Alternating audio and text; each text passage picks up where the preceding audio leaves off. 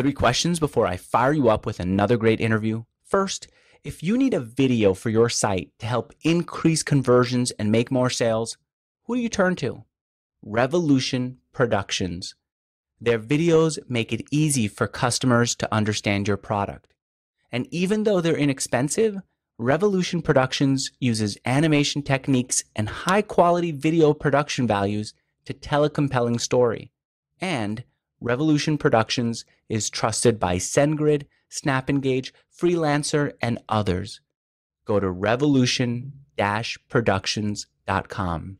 Next, did you know that adding a phone number from grasshopper.com to your site can increase your sales? Well, Less Accounting found that sales grew when they added a Grasshopper phone number to their site. Seeing a phone number for help makes people feel safe. Flower A/B tested having a phone number on their site from Grasshopper and not having one from Grasshopper. Look at how much impact it had. Try it on your site. Go to grasshopper.com. Finally, will you trust me if I tell you that the lawyer that entrepreneurs should use is Scott Edward Walker of Walker Corporate Law? Well, what if Jason Calacanis, Neil Patel, and these founders tell you that they recommend Scott Edward Walker of Walker Corporate Law? Well, you don't have to take our word for it. If you're a startup founder who's looking for a lawyer, put a call in to Walker Corporate Law and talk to them. You'll know for yourself. WalkerCorporateLaw.com. All right, let's get started. Hey there, freedom fighters. My name is Andrew Warner. I'm the founder of Mixergy.com, home of the ambitious upstart, and home of over 700 interviews with proven entrepreneurs who come here to tell you their stories so that you can learn from them and build your own success story. And today, in fact, before I even announce this interview, I've got to do a standing ovation over here. Hang on a second. Where's the camera? There's the camera. This standing ovation doesn't work here, but man, Ryan, do you deserve it. Man, do you deserve it. Thank you, Andrew. Glad to be here. Wow. Almost 2 years since we did this interview, and last time I did an interview with Ryan Allis, he had a wristband on. This time I want to ask and answer this question in this interview. How does a wristband help a founder build a $169 million company? Ryan Allis is the co-founder of iContact, a provider of email marketing tools for small businesses, and a company that was recently sold for $169 million to Vocus. Here's a quote that I pulled from the last time that I interviewed him. Quote, he says, we incorporated in July '03, lived in the office, slept on futons, cooked on a George Foreman grill, did whatever we had to do to keep expenses low while we built up revenue and customers and improved the product. Now, those are the challenges of a startup, and man, did he get past them. It was inspiring to hear, Ryan, how you did get past them. In this interview, I want to go to the next level. What happens when you get past the challenges of a startup and have to build a bigger and bigger and bigger company? I mean, you got into the tens of millions of dollars. And the second thing is that I'd like to talk about is the mindset. That wristband did something to you, and it's part of a way of thinking of the world that I want to learn from you about. So first of all, thanks for doing this interview, especially so soon after getting acquired. I know that usually after getting acquired, you want to take a step back and not do media, and I appreciate you coming here and doing this interview. And second, for anyone who didn't see that wristband, can you explain what it was? What was on your wrist? Absolutely. Well, I'll show it to you now because I still have it right here. And I had two wristbands on 2 years ago, and one said "Make Poverty History," which is a passion of mine to use business and entrepreneurship to create sustainable economic growth in the developing world. And that's something I hope to pursue for the next 3 or 4 decades ahead. The other wristband said 100 million in 2012, iContact. And that to me was a personal goal to either get to 100 million in revenue or get acquired for north of 100 million this year in 2012. We started the business in 2003, and you're right, we did everything we could to keep expenses low, sleeping on futons, eating lots of ramen noodles, as we built up iContact over the years to 70,000 customers, a little over 47 million in annual revenue, and over 1 million users in email marketing and social media marketing. And so it was a great adventure, but certainly having two primary life goals on your wrist is a very visible way of focusing your efforts on achieving them. So let's learn about how you come up with the goals and then how it helps you to to get there? To I mean, how wearing them on your wrist and being so open about it gets you there. Um, so first, how did you pull $100 million? Where did that come from? Well, um, let me do it in the other way, and let me talk about the process first, and because I think Okay. that'll actually answer the second question of how do you get the specific goal. So, I learned a process from a book almost everyone's read, Think and Grow Rich by Napoleon Hill. Once a year at minimum, and what I do is the last 5 days of every year. So from December 26th to December 31st every year, I don't work. I generally am with my parents' house in Florida, and I make sure I take some time to reflect, to write a reflection on what I did that year, what I achieved on my goals, what I did not achieve on my goals. And I always like to hit about 50% of my goals. If I'm hitting more than 50%, then my goals aren't ambitious enough. And I go through the process of actually writing down what I want to achieve in the year ahead. And they tend to be about 10 goals per year, and then maybe one or two big ones. And so I do it on a 12-month period.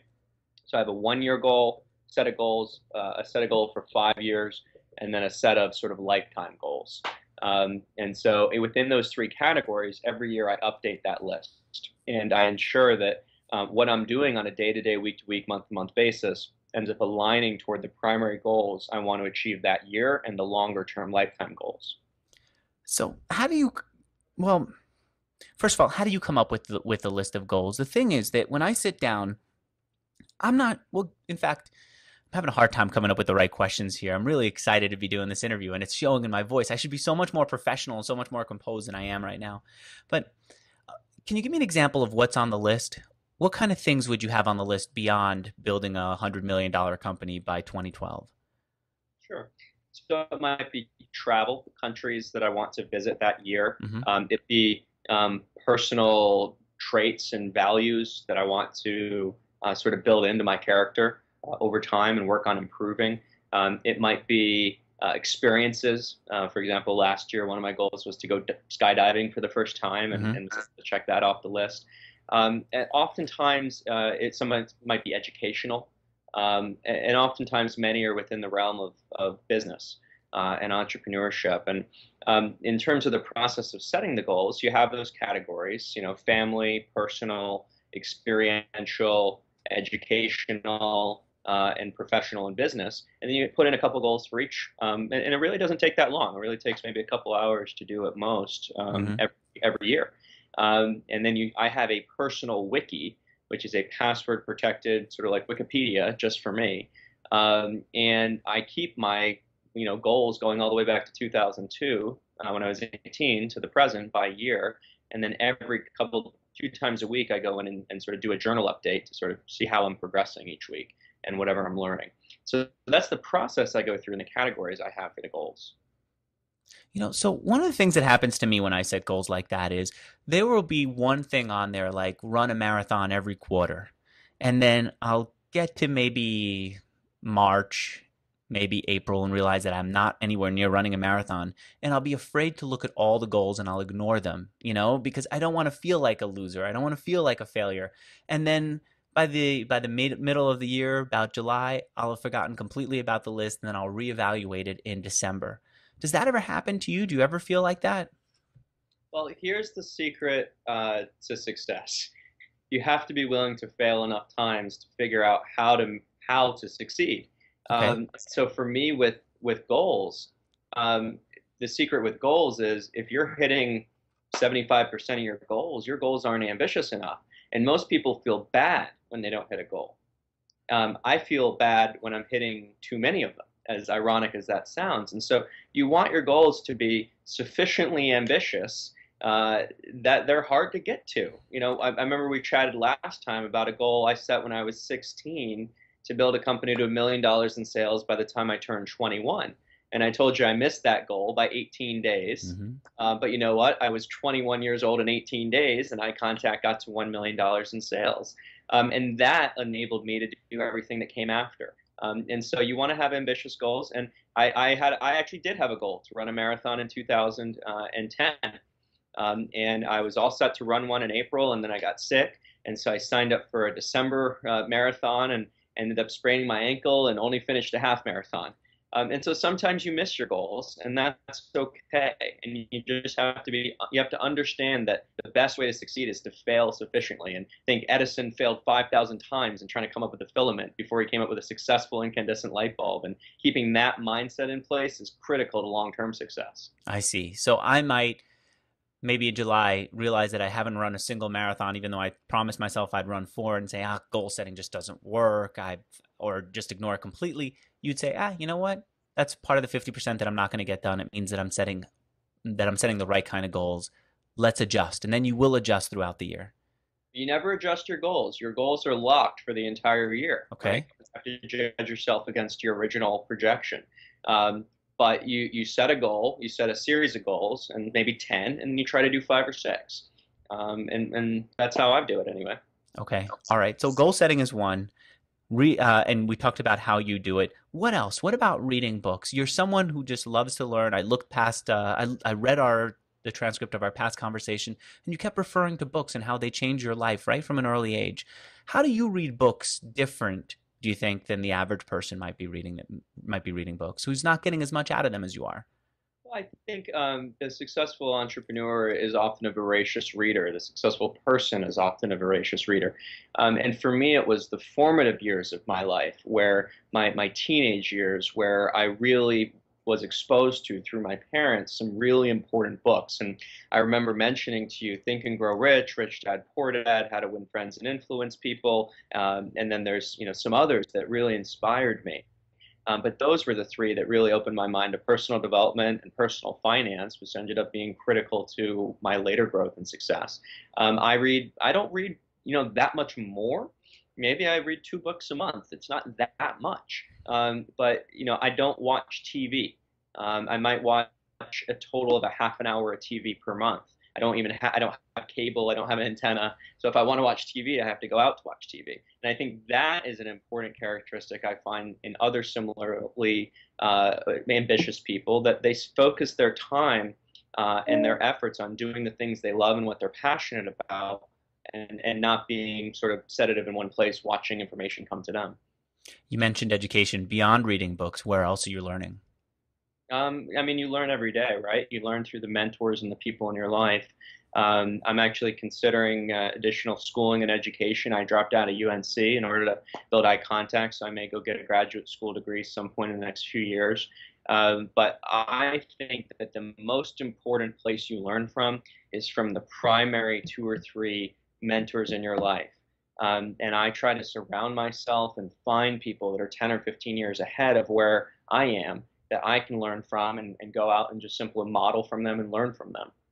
How do you get those people to give you so much of themselves? Mm. It's a great question. In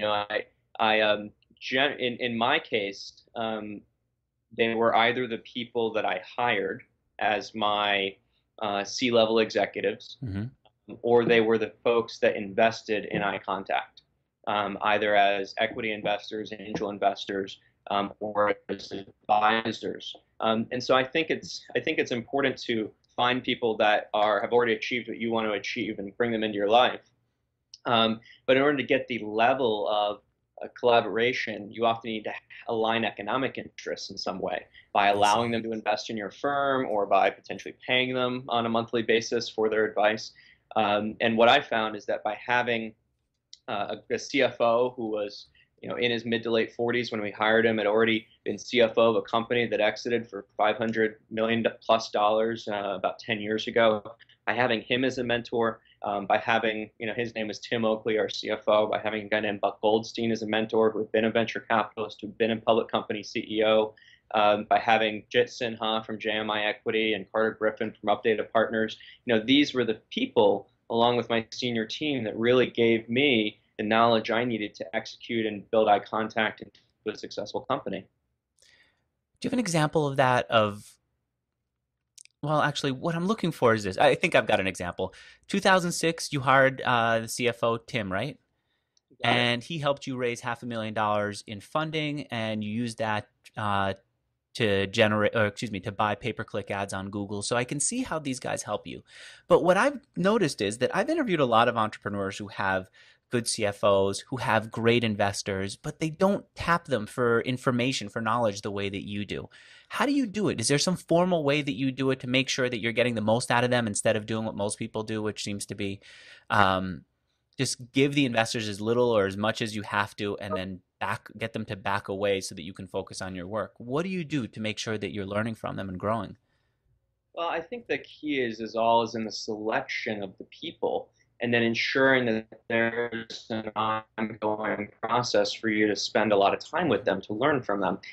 There are different types of investors. There are investors who don't really know all that much about operating a company, operations of a company, and then and they're not that value add, and you really just sort of want their money and then not to talk with them again. And then there are investors like the ones we were fortunate enough to attract that not only provided, 500,000, we actually raised a total of $53 million over the last 5 years at iContact.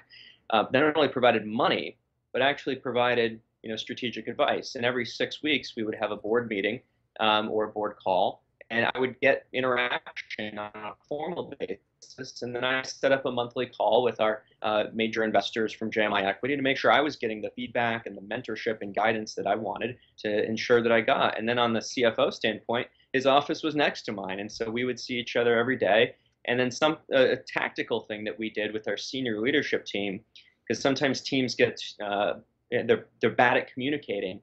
We had a daily 9:46 a.m. huddle where we got together for 10 minutes and just shared, what are you doing today? What problems are you trying to solve? And that helped us learn from each other very rapidly. Why 9:46? Why not 9:45? Well, there's you want it to be an abnormal time so people aren't late. If it's a normal time, people are 4 minutes late. If it's an abnormal time, then people are right on time.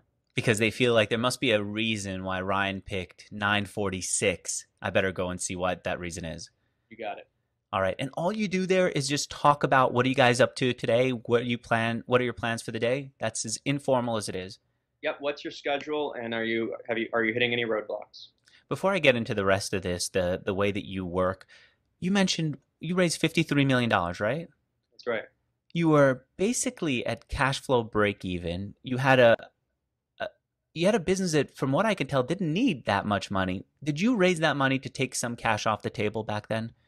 Oh, absolutely. And we raised 3 rounds of capital. In Hmm. 2006, we raised $500,000 from Idea Fund Partners in Durham. That was our seed round. And we had about $1.5 million in revenue per year when we raised that money. In 2007, we had quadrupled to about 4 or 5 million at the time. We raised $5 million from Updata Partners in Reston, Virginia, as our Series A, and then we used that to build out our senior management team and scale to 40 million in annual revenue. And then we raised a $40 million round of funding in our Series B from JMI Equity in August 2010. All along the way, in our Series A and our Series B, we were able to sell some of our personal shares. And so the actual amount that went to the balance sheet of the company was more like $30 million. We had some amount that was our personal shares that we were selling to the investors. You mentioned Napoleon Hill earlier. One of the things that he talks about is the need to be all in, to take a risk that's so big that you have to succeed, or if you don't succeed, you fail completely. Remember, I think he talked about Cortez, who burned the ships after he landed. You didn't do that. Why not? Yeah. I think the role of the entrepreneur is to constantly minimize risk. As ironically as that sounds, your goal Hmm. is to arrange land, labor, capital, entrepreneurial ability to create a valley of outputs that's greater than the sum of the inputs, and to hopefully create jobs and give back to the community and help them create great experience for your customers while you're doing it. And so I don't think it's about all or nothing. I think it's about building up value for your customers, creating a great work experience for your employees, creating value in your community, and over time, prudently assessing your situation and taking small amounts of risk in order to reinvest in scalability and growth. So I don't think it's an all or nothing thing. Certainly after the first year or two, when you've gotten to some revenue generation. How did your life change after you took some money off the table? Well, I think there's a sense of, for me, the purpose of money is only that it enables me to do good things. It enables me to invest in other companies. It enables me to invest in companies in Africa, which is a passion of mine. I don't really have, I'm not a material person. I don't care much for material goods. I think the value as an entrepreneur of having $1 million in your bank account, for example, is that it does allow you to think longer term and to think bigger. And so I do encourage other entrepreneurs, if they have the opportunity, to take some chips off the table when they raise their second or third or fourth round of funding, to do it, because it does allow you to de-risk a little bit, and focus on the longer term value creation. What do you mean? Do you have an example of a risk that you were able to take because you wouldn't be you because you took some risk off the table? Absolutely. So in 2007, iContact raised about $5.35 million from Updata Partners, and my co-founder and I were able to take some chips off the table, and we built the company up over the number of years. And then in 2010, we raised 40 million. We would have never gone out. When you raise $40 million of capital, the risk profile goes up. You might say, oh, well, you have more money in your balance sheet. That means that the risk is lower. The reality is that you have now taken $40 million of capital that is senior in the capital structure to all the common shareholders, only below debt. And so You if you said the don't connection sell the went down company for only more below than the $40 debt. million, you get, right, you end up getting nothing. Can Can you hear you me? can you repeat that? If it I missed it just because the connection was going down a little bit as you were saying it. Absolutely.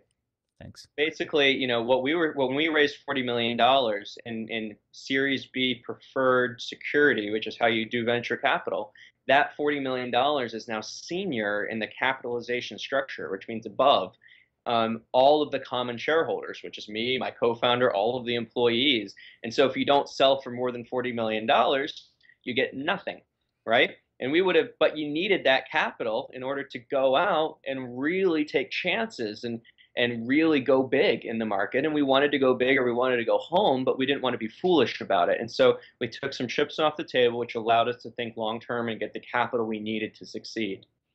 I see. What about peers? You talked about going to mentors. In fact, even as I read your backstory, I read about who you talked to about structuring your company when you first launched it, and there were always these smarter people around you who you're turning to for advice. What about peers, other entrepreneurs who you can have conversations with about how to structure your debt or whether to take on another round? Who do you talk to, and how do you do it? Well, I found a few groups of three groups to be particularly helpful. I joined EO, which is Entrepreneurs Organization, in 2005, which is a group of entrepreneurs under 40 with more than $1 million in annual revenue. Very helpful to me. I was in a forum with 7 other individuals, all of whom were peers, and I learned a lot from them. Secondarily, there's an organization called Young Presidents Organization, YPO, where it's a group of peers under 50 that have more than $10 million in annual sales usually. And that is a group I've just recently joined and has been I think will be a good peer group in the future. And then finally, I've been part of a network you're probably familiar with of entrepreneurs called Summit Series. And through that, I've met a number of other entrepreneurs, many my own age, that have built companies into the tens of millions of dollars and have been able to create a network of folks that I can call on for advice anytime. So EO is the one that you've been a part of the longest. Do you have an example of something that you were able to do because of the conversations that you had in EO that you wouldn't have been able to do otherwise? Well, I mean, as you probably know, half of the value of EO is on the personal side, being able to talk with people in a confidential forum and environment about what you're going through, whether it be a divorce or a marriage or a new child, and understand what you should do so that you can focus on your business efforts and hopefully take care of your personal life. On the business side, I remember a forum where we had a company coming to us that had made an offer to buy our company a couple of years ago, buy iContact. And I took it to the forum and I said, is this something I should do? Is this not something I should do? And I ended up getting some very valuable advice. And we ultimately decided that we weren't going to go down that path. And so having that network of peers, of entrepreneurs that have been there before, are just as important as having a network of mentors that have been there before. You want people not only that were there 10 years ago, but people who are in the arena whose faces are marred with dust today as well in your group. I wish when I was building Bradford and Reed that I was a part of a group like that because there's so much that in retrospect I didn't know.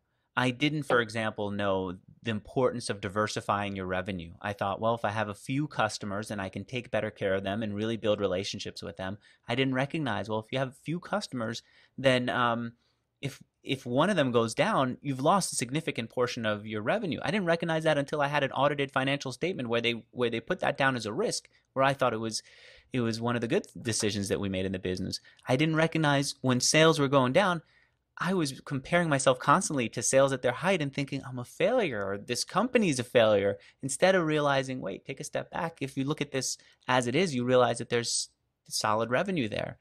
And anyway, there are lots of little things like that that today I can go back and say, oh, I was not that smart. I made mistakes that if I was around other people, I think I could have had it fleshed out. I just didn't. I thought I was the only one.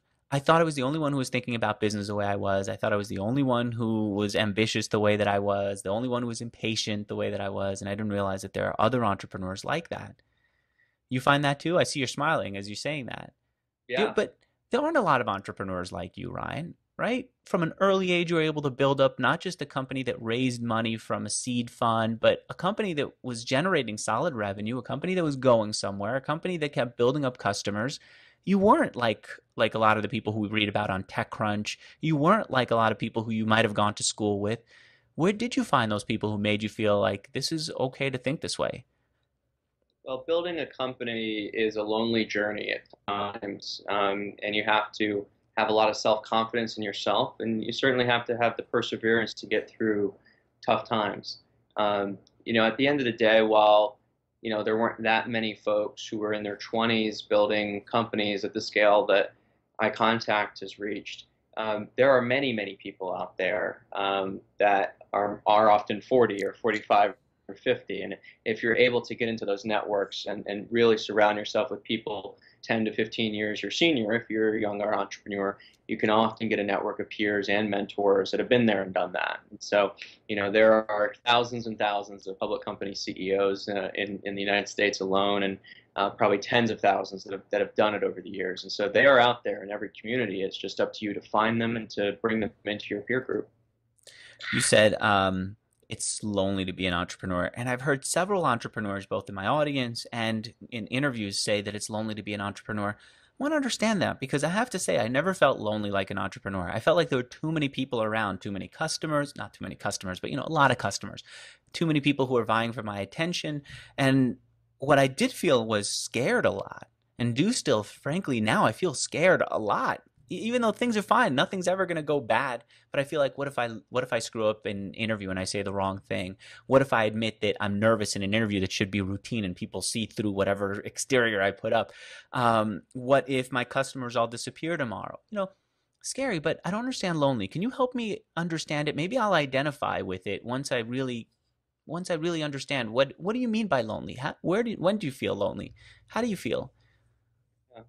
Well, I think in a perfect world, as an entrepreneur, you would always have spent sufficient time identifying the next mentor, the next peer group that can help you get to the next platform for you to jump off of, the next shoulders upon which you can see from.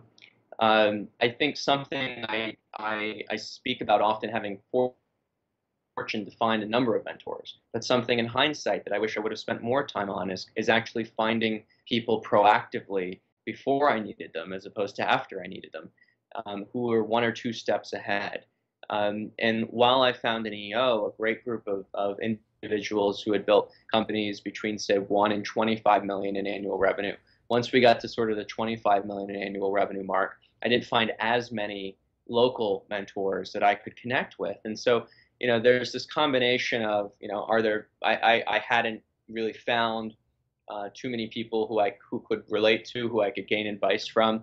And there certainly weren't as many that were, 23, 24, 25, 26, 27. And so while I was able to find some older mentors, I couldn't find a lot of people I could relate to on a human peer, mid to late 20s young entrepreneur basis. And I was often dealing with difficult decisions in challenging times that I went to my group for advice on, but ultimately had to make the final decision on. And so I think it is true to say that it can be lonely at the top, oftentimes because people are afraid to talk to you if you're at the top, and afraid Who's to give afraid you. to talk to you when you're at the top? Oftentimes, your members of your company, oftentimes your employees won't tell you what they really think because of fear out of how you might interpret For what they're. example, Well, I mean, I can't tell you examples of not something that didn't exist, but there were certainly many times, I'm sure, where things were happening, where trends were occurring in the business, where they should have been brought to my attention, but perhaps an employee that was a few levels down in our organizational hierarchy, didn't want to bring it up to my attention for fear of how I would react. And so, I did my best to build personal and connected relationships with a lot of folks at the company, but certainly there is this executive amplitude or leaders amplitude where people are afraid to come to you and tell you things. And so you just have to proactively reach out and be extremely friendly and do skip level meetings and things like that. you mentioned earlier having difficult decisions that you have to make on your own. Like what? Uh, Um, What's the toughest decision that you felt like you had to make and it was just you? Or the toughest decision in general? yeah, I mean, ultimately, um, in 2010, April of 2000, November of 2010, we decided that we would launch a free version of iContact in response to some of the competition in the marketplace, having done that successfully. And um, ultimately, that was my decision. I went to the board, I advocated for what I believed in, I made the decision. And when a company gets large, it becomes more like a cruise ship than a speedboat. And so changing the direction of a cruise ship versus changing the direction of a speedboat takes 100 times longer. And it's very different for an entrepreneur who has a tendency to have a bias toward action and to act quickly, to try and move an organization with 300 employees versus an organization with 3 or 30 employees. And so I learned a heck of a lot in how to lead a number of people in organizational groups through a strategic shift. But I mean, there are decisions like that. There's decisions to raise the $40 million from JMI Equity, which ultimately became my decision. Decisions to propose to the board that we go forward with the sale of the company. So these are decisions that ultimately you make. Staring out your window in your office, and it's you making the final call. Is that how you make your decisions? Just quietly on your own? It's not a writing down process. It's not who I did an interview with an entrepreneur recently who was talking about doing the pros and cons to try to help make a decision up. You don't do that. It's just sitting there and thinking it through. Yeah, it's thinking it through. It's feeling in your gut what's right. It's probably thinking through the pros and cons. It's talking to a number of people, and then it's making a decision and going forward with it. Why is it so tough to offer a free version? It seems to me from the outside, you're an email business. Companies pay you to reach to use your software to reach their audiences via email and to get their audiences to sign up for an email for email contact. It seems pretty easy to say, hey, you know what? We're going to offer a free version. We'll just run it for people for 1,000 or fewer, for lists of 1,000 or fewer email addresses. Boom, let's get this done tomorrow and see what happens by Friday, and then we'll adjust. Why isn't Yeah. it that simple? And I see you smiling as I even describe this. It's like a fantasy land when you're a bigger company, but why? What happens at that point? Why can't that happen that easily?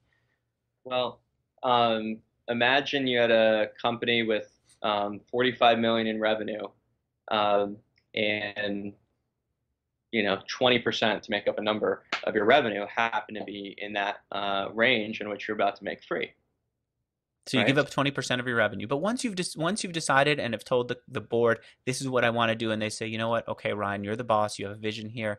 We can see based on your analysis of this how it could eventually help us in the future. Do it. You can't just send out an email to the company saying, guys in technology, anyone who is this size customer from now on gets it free. Guys in advertising, please market that we're offering free. You're smiling Yeah, as I say it. And yeah. It's tell me because why. yeah, because I think as an entrepreneur, that's what I would have thought as well. The reality is that um, as a larger company, there are systems in place, things like accounting systems, billing systems that have to comply with Sarbanes-Oxley and revenue recognition for GAAP accounting controls to ensure that you pass your audit. Things you don't think about, and so you have to redesign your entire couponing system. You have to figure out how to communicate with all the different types of customers that affects. You have to redo your pricing form, things that take 3 to 5 months of work to do, and have to have the right proper planning in place. And so I think when you get beyond, I think the magic number is 150 employees, things become a multiple, things become challenging at a multiple of the degree of difficulty that they were previously in order to drive change within an organization. That's what I came to this interview to learn. That's one of the big things that I came to learn. What are those bigger issues that entrepreneurs face when their companies become as big as yours did? And so you explained some of it. Now you still, within this infrastructure, you need to operate. You need to convince people. You need to help them get things done. How do you do it? How do you lead in that situation? Well, I think you got to talk about a job description of the entrepreneur versus the job description of the CEO. The job description of the entrepreneur is CEO, Chief Everything Officer, right? You're in charge of the taking out the trash. You're in charge of managing the checkbook. You're in charge of getting customers, getting the product out, hiring people. You do everything in the first 12 to 18 months of a startup until you're at about $1 million in annual revenue. Your job is everything, right? And then eventually you're a team. And then the magic thing happens when your team has a team, and then another magic thing happens when your team has a team who has a team.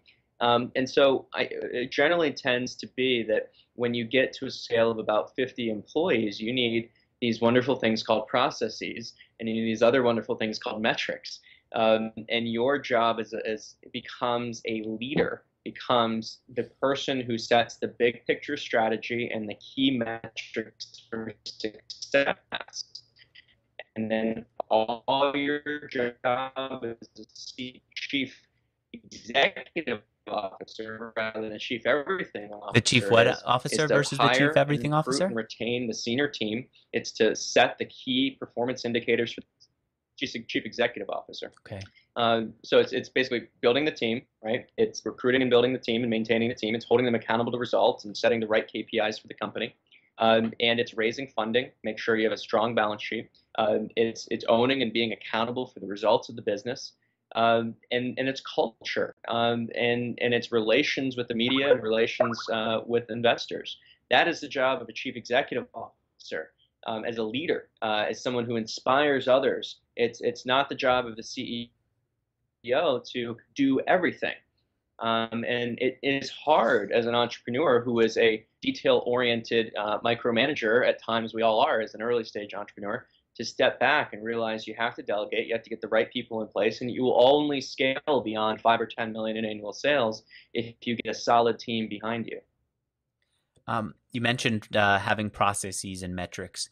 How did you create the processes and how did you share them with the company? Is there a procedure manual? I've heard other entrepreneurs talk about that. Is there a different way that you would lead through processes?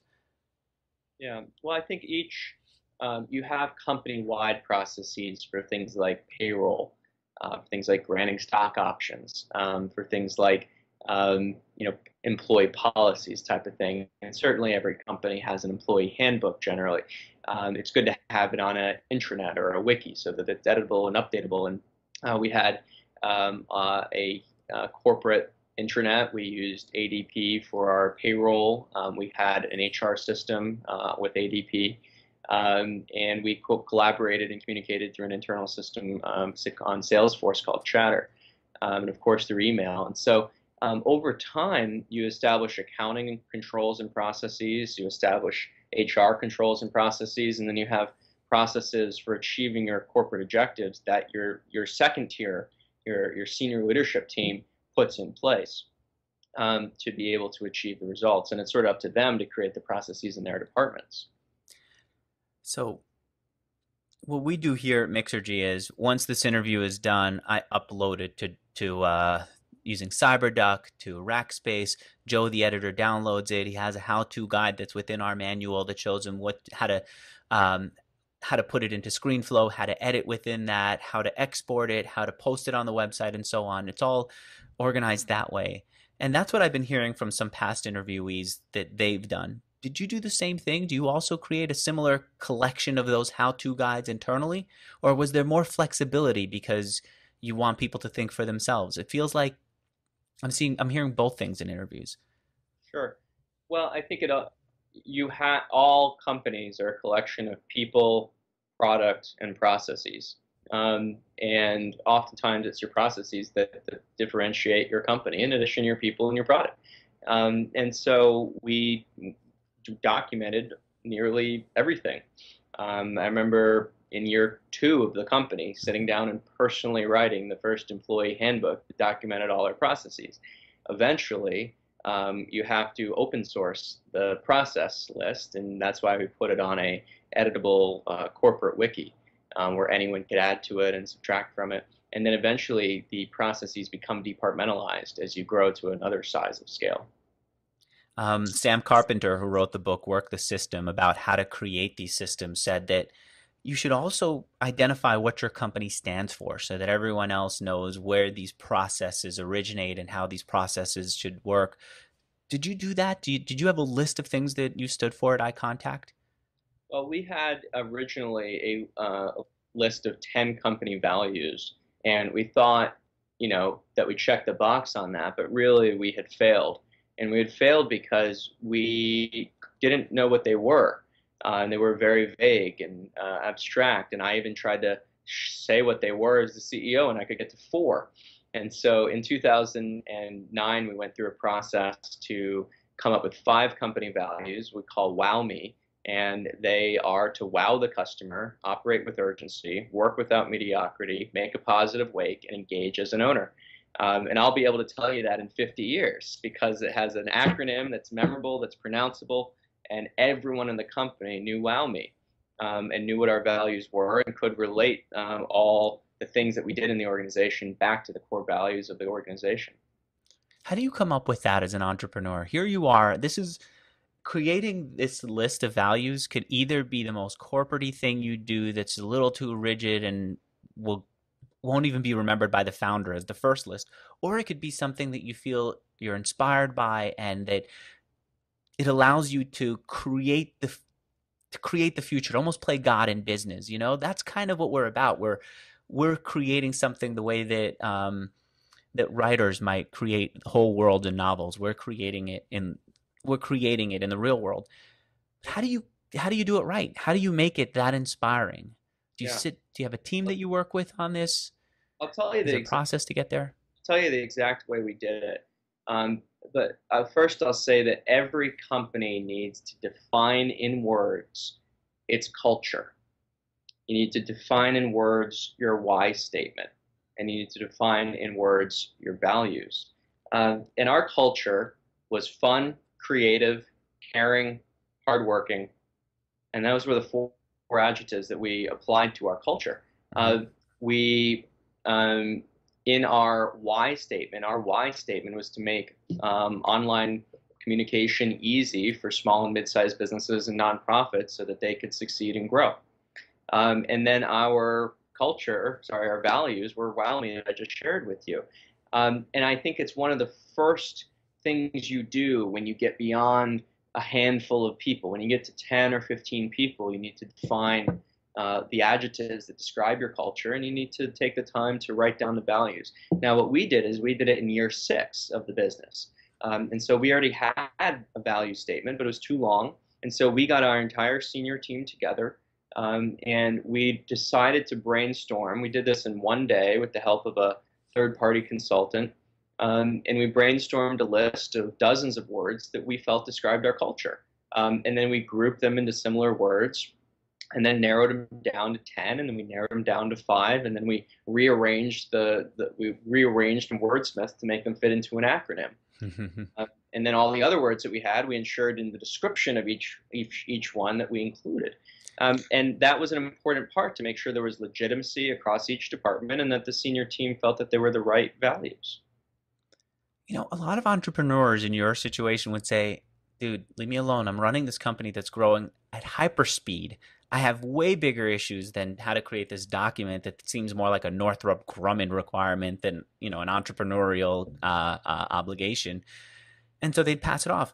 Tony Hsieh of Zappos famously, he told me, and he said this everywhere, that he did it because at his previous company, things just went to pot. People didn't care about the business. He didn't care about coming into work because the culture just was not corrupt, but it wasn't exciting. There was a problem with the culture. Did you have to wait till there was a problem in order to jump on this and say, yeah, we should define our values, we should explain what we stand for? Well, Tony Hsieh is, I've met him a number of times in person, and through his book, he's sort of been a someone I look up to in the world of creating a great, amazing, inspiring, creative culture for a company.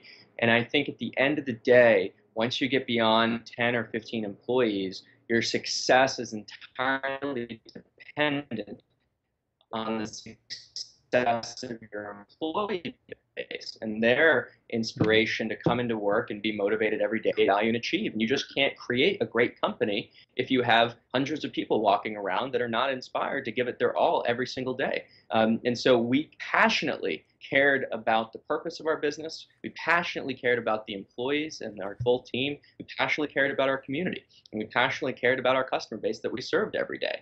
And through that passion and through that emotion, through the emotional side of the balance sheet instead of the financial side of the balance sheet, we were able to create substantial assets that often could not be seen in a simple pro forma profit and loss statement.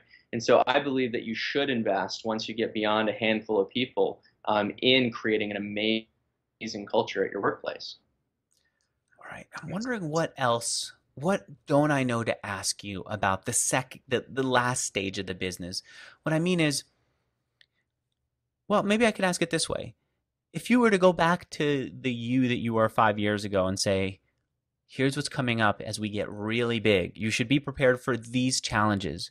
What would it be? What would you tell that you? Uh, two really important things. One is um, hire a chief operating officer when you get to about 30 employees. We never hired a COO at iContact, and so I was not only a CEO that was the external facing CEO in charge of strategy and vision and fundraising and investor and media relations. I was also the internal CEO responsible for keeping the trains running on the track at the right time and doing the weekly operations meeting and managing the KPIs and managing the incentive comp. And it became too much to do both at the same time well. And I find that I'm best as a product marketing, external, strategic focused CEO. And that I need, in order to succeed in business, a great right-hand person running the operations of the business on a day-to-day basis. And so I realized that, and probably about a year and a half ago, and never found the right person, was never able to really get on that right chief operating officer. And so if your focus is an external strategy person, get a chief operating officer on board who can take care of the day-to-day task of running the company while you focus on creating the next iteration. Really, after once you get to about 25 million in revenue, as a CEO, you need to be working on the thing that's going to get your next 25 million in revenue, not working on what's going to happen next week or the week after. And so my rule of thumb for a CEO of a company larger than 100 employees is you should rarely be working on anything that's going to affect the current month. If you're working on something that's going to affect the current month, you're working on the wrong thing. You need to be working on the things that are going to be affecting 3 months, 6 months, 9 months, and 12 months from now. So the mistake I made, besides never hiring a COO, was we were in the business of email marketing until October 2011, when we became in the business of social media marketing. And that was our second big thing. And we got acquired 6 months later. And so we never really fully got into the business of social media marketing. However, I should have been looking for that opportunity for our next business line 3 or 4 years ago. And if I would have got the right operations partner in place, that would have enabled me, instead of working on cross-functional ops, to be able to work on generating the next big revenue driver for the company. So you said two things. One is get the COO in. What was the other thing? Oh, it's as the CEO, once you get to about 25 million in revenue, your job needs to be focused on working 3 to 6 months ahead at all times and recruiting the team and getting in place the next product that you're going to bring to market that enables you to grow well beyond where you're at today. Jason Cohen of WP Engine said that I need to ask entrepreneurs more about the insecurities that go with being an entrepreneur. Specifically, he said, ask about the imposter syndrome, this feeling that everyone's counting on you to be great, and you have to project this sense of confidence, but at the same time, you have insecurities like anyone else. Do you remember when you felt that? Yeah, I think I'm a very self-confident person, and I think that probably comes from my mom, who taught me from a young age that I could achieve anything I set my mind to, as long as it was something that would do make a positive impact in the world, and that I surround myself with amazing people. And so, I think at times you can lose confidence, but at the end of the day, you often know your business better than anyone else. And the best thing you can do is to make decisions confidently and surround yourself with great people. So, I think I was fortunate to not be affected by that syndrome, imposter syndrome, as much as others. But you really do have to play a mental game with yourself to continually be confident in the face of challenging situations. What is that mental game? How do you play it? Well, I think um, I wish I knew. I wish I could describe it in a repeatable format. Um, at the end of the day, what you create in the world is a function of what you put in the thoughts in your head. Um, and individuals who put thoughts of worry and failure in their heads are the individuals who often do not make it and succeed. Individuals that have ambitious dreams and shoot for the stars often land on the treetops, as they say. And so having ambitious dreams and goals, right where we started this interview, and then surrounding yourself with people smarter than yourself, who are more experienced than yourself, to execute, get things done to achieve those ambitious dreams, was what I did. And because I had ambitious goals in my head, thoughts from a relatively young age that I could build a successful company, that I could find great people to surround myself with, I figured out how to. And so a lot of it is just mental, positive psychology of thinking positively and knowing that you can achieve anything you set your mind to. Here's what's worked for me to do that. I recognized that at some point in my life, I was very aware and very focused on the things that could go wrong or the things that could embarrass me. And I would just have these scenarios play in my head about how, ooh, if I lose this business, my friends from high school are going to laugh at me, and my friends from elementary school are going to share links of my failure with each other. And those stories would just keep going. And I said, that's why I'm being weak in conversations. That's why I can't express myself or take risks. And then I had to say, well, is that the truth? Well, I don't know if they're going to share it, and I don't know if I care about it. But I also know that there's another truth, or there is a truth, which is that if I could make it, then here's the great things that I could do with the world, or here's the way that I can um, live out my dream and focus. And anyway, I just heightened my awareness of the things that I wanted and tried to shift my focus to those every time I worried about the things I didn't want to have happen. So if I caught myself saying, "Ooh, if I go and do an interview with Ryan and I goof on camera, my friends could goof on me, and then I'm going to be this guy who everyone in elementary school from elementary school is emailing back and forth about." If I start to get carried away with that, I say stop and focus on, what are you trying to do? Oh yeah, how great would it be if you do an interview with Ryan where one person emails you 5 years later and says, because of that interview, I was a better entrepreneur. How great would it be if, because of that interview, someone comes 2 years from now and says, I reached the same height as Ryan because I wore a wristband, and the way that he talked about setting goals, I did it, and look at how fast it worked. And I just keep trying to be aware of when my head goes to the negative space and shifting it back to the stuff that I want to focus on. Do you do anything like that? I just went on a long description of what I do. Life is too short for negative thoughts, and life is too short for negative people. And so I only surround myself with positive people and positive thoughts. And I am an optimist. I think our world and our society has tremendously positive things ahead. And if you look at the data, we're progressing immensely as a human species toward amazing, important goals for ourselves as a society. And so I will always be an optimist, and I will always believe that if I find great people to surround myself with, are clear on the goals that I have in my life and the passions I have, and work every day to pursue them, that I can achieve anything. And I know that anyone listening to this can achieve anything they set their mind to if they follow that same path. Well, you did it. I have the quotes here from our first interview of what you were going to do, and here you did it. What's next? What's the next big goal? What's the next big wristband? Well, I am passionate about creating jobs in the developing world. I'm passionate about being part of ending extreme poverty in our lifetime. I've been passionate about that for probably the last decade.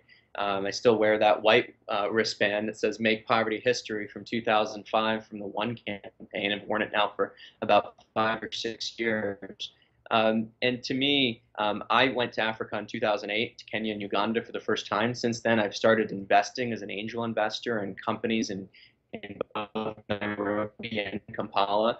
What I plan to do with the next 25 years at least is to become a great venture capitalist and a great private equity investor in companies in countries like Nigeria, Ghana, Kenya, Uganda, Rwanda, Tanzania, Ethiopia, Zambia, South Africa, and really sub-Saharan and Middle Africa. And I think through investing and providing capital to growing businesses, you can often make a huge positive impact and create long-term sustainable economic growth. So that's my passion, and I hope to see a world created in which every human being has access to basic human needs of food, water, and shelter. And I think we'll get there in the next 20 or 30 years. And just as I have a part of your transcript where you said what you were going to do with iContact by 2012 and you did it, I'm hoping to have you back on here when you achieve that to talk about how you did it. I want to ask you one final question, but first, let me say to the audience that if you buy into this worldview that says education helps. It says that it's important to think about how to build your business, that it's important to learn about how to do it. If when Ryan earlier talked about reading books and being shaped by them and then acting on them, if this is your worldview, I hope you join us at mixergypremium.com, where I invite proven entrepreneurs to turn on their computer screens and teach just one thing that they do exceptionally well and that they think other entrepreneurs need to learn.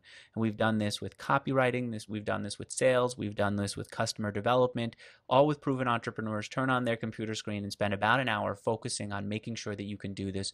And if you look in the comments, we started turning comments on, encouraging comments and turning them on in these courses. You'll see that there are people who've seen results from this and they'll share their results.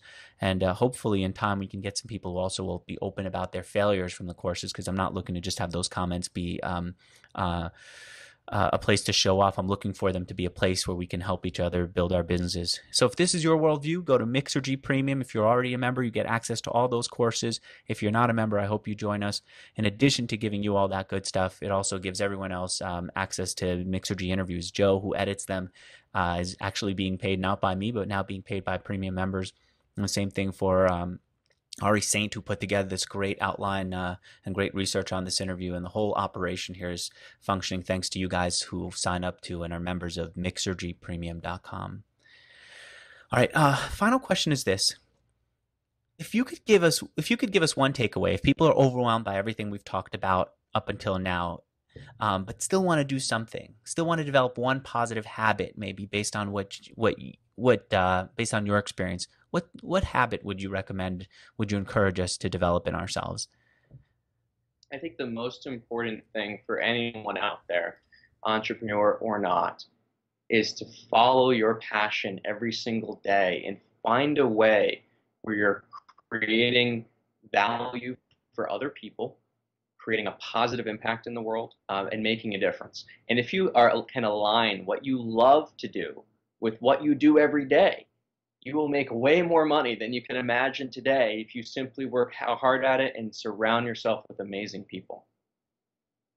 That's a great place to leave it. I'm going to say, before I say thank you, I'll say the reason that I was so nervous about this interview in the beginning is because, Ryan, you're the kind of entrepreneur that I want to do Mixergy with and for.